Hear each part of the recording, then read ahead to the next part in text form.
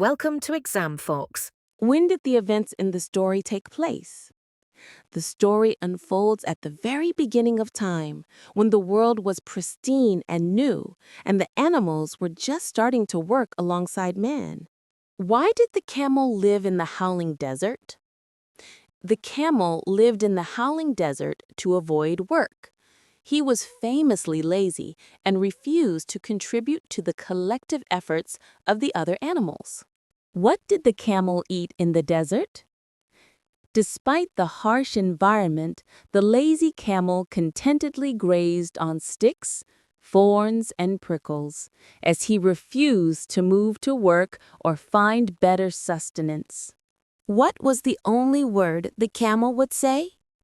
He would only say humph, and no more, regardless of who spoke to him or what they said, maintaining his stubborn refusal. Who was the first animal to ask the camel to work? The horse, saddled and ready for work, approached the camel and asked him to trot like the others. But the lazy camel remained uninterested and stubbornly refused. Who was the second animal to ask the camel to work? The dog came with a stick in his mouth and asked the camel to come and fetch and carry like the rest of them. Who was the third animal, and what was his task? The ox, bearing a yoke on his neck, approached the indifferent camel, requesting he come and plow alongside the others. The animals consulted their master about the camel's idleness. After the camel refused to help, the horse, dog, and ox approached their human master to report his stubborn idleness and inability to work alongside them. How did the man react to the animal's complaint? The man, though sympathetic, explained to the horse, dog, and ox that they would need to work double time to compensate for the camel's idleness. What did the three animals do after the man told them to work double time? Feeling immense frustration, the horse, dog, and ox convened an urgent panchayat, a meeting or consultation, on the edge of the desert to strategize their next move, discussing their predicament with visible anger. Who arrived at the panchayat to address their problem?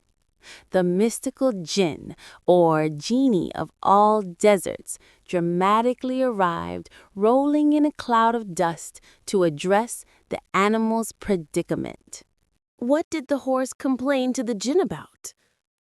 He complained that an animal with a long neck and long legs had not done a stroke of work since Monday morning. How did the jinn know the horse was complaining against the camel? He knew immediately because he was the jinn of all deserts, and the camel's physical description was unique to his charge. Where did the jinn find the camel? He found the camel in the desert, looking at his own reflection in a pool of water. What does the camel looking at his reflection suggest about his character? It suggests that he was vain and self-absorbed, admiring his good looks instead of focusing on his responsibilities. What was the final warning the jinn gave the camel? He warned the camel, "I shouldn't say that again if I were you. You might say it once too often." What happened immediately after the camel said humph for the last time to the jinn? His back suddenly puffed up into a great big hump. According to the jinn, what was the use of the camel's hump? The hump was so he could work for 3 days without eating, living on his hump, to make up for the 3 days of work he had missed, Monday, Tuesday, and Wednesday. What is the moral or central theme of the story?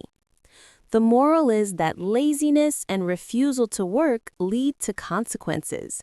Everyone must do their fair share of the labor. What does the writer suggest about the camel at the very end of the story? The writer says the camel has never yet caught up with the 3 days he missed at the beginning of the world and has never yet learned how to behave. Like, comment, share and subscribe our channel Exam Fox.